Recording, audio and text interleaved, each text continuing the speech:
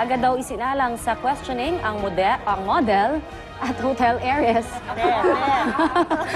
Modelo sasabihin ko sana. Pero pinakawalan din makalipas ang 30 minuto.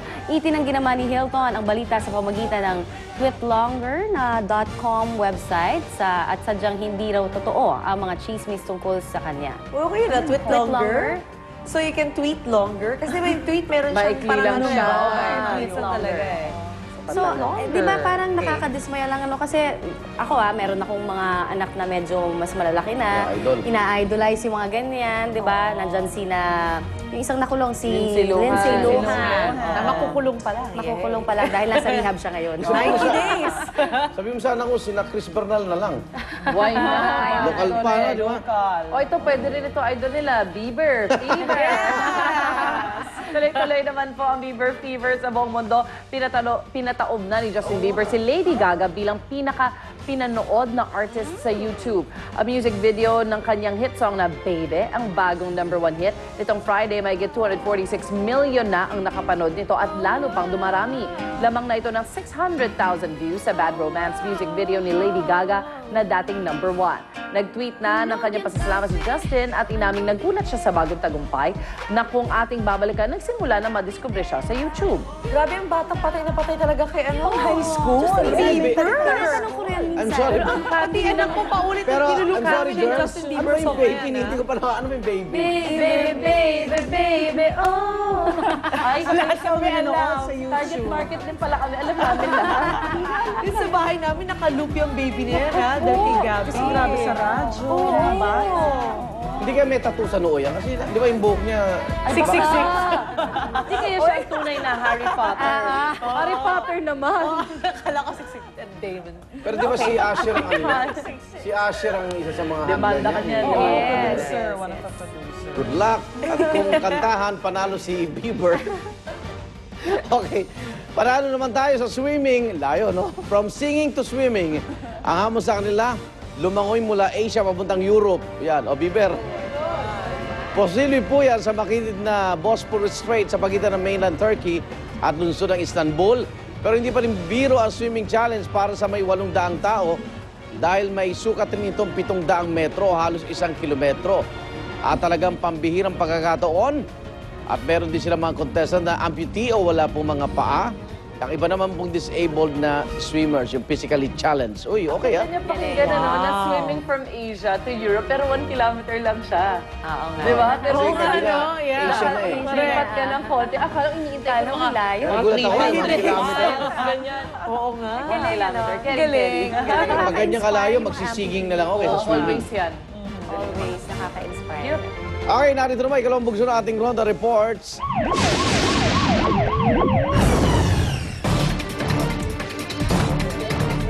Wala pa rin yung pagbabago ang ating umaga. Banggaan pa rin po sa pagitan naman ng taxi at bus sa MacArthur Highway sa Valenzuela City. Ang driver ng taxi, critical ang lagay. Yan ang Ronda Report ni Tricia Zafra. Tricia. Igan, inabutan pa ng GMA News ang aktwal na pag-rescue sa sugutang driver ng isang kotse matapos maaksidente sa MacArthur Highway, Valenzuela City, pasado 3:00 ng madaling araw kanina. Malubhang sugat na tinamo ng biktimang kinilalang si Segundo Pineda na naipit sa driver's seat. Agad itong dinala sa ospital. Bahagyaring nasugatan ang 2 sa 3 pasahero ng kotse. Kwento ng isa sa mga pasahero na tumangging magpakilala, pa-U-turn daw sana sila nang bigla na lang silang sinalpok ng isang pampasaherong bus ng Bovgian Transport Services. Sa lakas ng bangga, pasag ang windshield ng kotse, laglag ang bumper ng bus at tumalsik papunta sa gutter sa kabilang linya ang kotse. Dali-dali naman daw tumakas ang driver at pahinante ng bus na may body number na 8828 at plakang CXN 514 biyahing Baclaran. Wala rin daw itong mga sakay pang pasahero. Inaalam pa ang pagkakakilanlan ng driver ng bus at patuloy rin ang investigasyon sa kung sino may pagkakamali sa insidente. At yan ang aking Ronda Report mula sa Valenzuela City. Balik sa iyo, Igan. Okay, maraming salamat, Tricia Zafra. At narito naman ang hirit panahon nila Banyover. Love.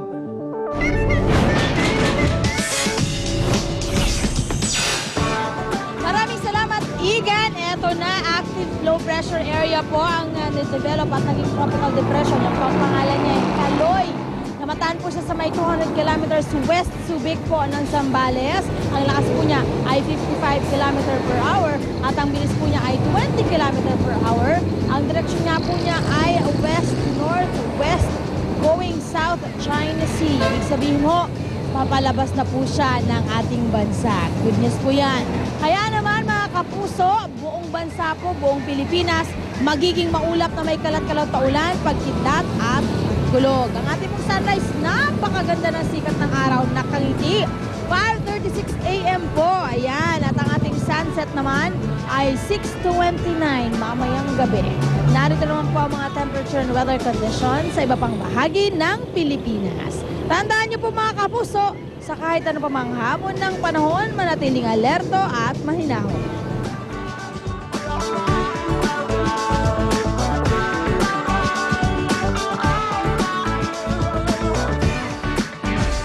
Fresh and hot naman ang ating showbiz chika this Monday. Sa wakas kasi ay nagsalita na po si Pia Guanyo tungkol sa napabalitang hiwalayan nila ni Bossing Vic Soto. Sa Showbiz Central, inamin po ni Pia na under construction daw ang kanilang relasyon. Sa gitna ng panayam ay nagkausap pa nga sila ni Bossing Vic sa telepono at nagkabiruan pa. Pero hindi raw totoong hiwalay na sila. Gayunman, inamin ni Pia na katulad din ng ibang magkasintahan, nagkakatampuhan din naman sila. Nakakagulo sa isang relasyon. Kaya ang pinakamaganda, Maya-maya po pag-uusapan pa natin yan at kahit kayo, pwede pong sumali sa aming diskusyon. Ang aming tanong sa inyong relasyon nila Pia Guanyo at Bossing Vic Soto, maaayos pa nga kaya? Ano ba sa tingin nyo? I-post lang inyong mga opinion sa aming Facebook account. I-search nyo po ninyo sa Facebook ang mga salitang Unang Hirit GMA. At pwede rin kayong mag-tweet sa aming account. Unang Hirit din po. Ayan. Alright! At first Monday na nga, after ng sahod ng marami sa atin, may mga supply pa may mga supply pa ba ang inyong mga kusina para sa buong linggo? May pagkain pa ba kayo? Aba, kung ngayon pa lang ho, kayo ay mamamalengke, ihandaan ho ang inyong mga listahan dahil eto ng latest na presyo ng mga bilihin, ihahatid sa atin ni Maring Susan. Mare, saan ka mamamalengke ngayon? Pakibili na rin ako. Wala pa kami for the week.